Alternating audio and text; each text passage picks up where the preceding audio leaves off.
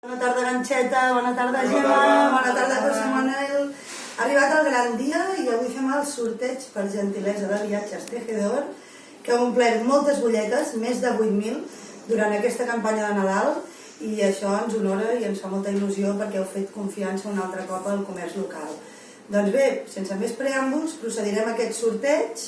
La Ganxeta serà la nostra mà innocent, ho valida la regidora de Comerç i Promoció Econòmica que ens acompanya, la Gemma Jiménez, i evidentment donarà el premi al José Manuel, director comercial de Viatges Tejedor. Va, Ganxeta, tot teu. Tachan, tachan!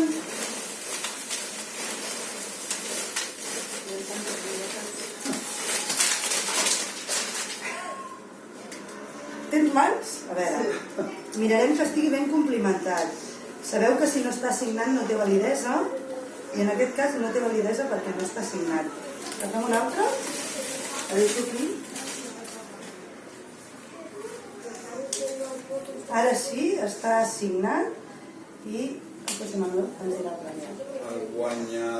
La guanyadora és... Jo crec que et posa Imma. Imma, oi? Imma Hernández. Imma Hernández, de Granollers. Enhorabona, Imma. I ara traurem dos butlletes, dos més, per si la Imma no hi pogués anar, per si no la poguéssim contactar, com a retent. Aquesta no direm els noms, però aquesta és correcta.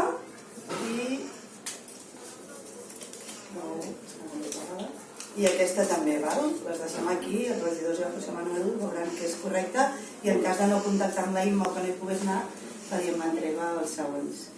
No sé si vols dir alguna cosa, José Manuel. No, només agrair tota la participació, no? I també ha sigut un plaer col·laborar amb vosaltres, i fins l'any que ve tornem. Molt bé, Gemma.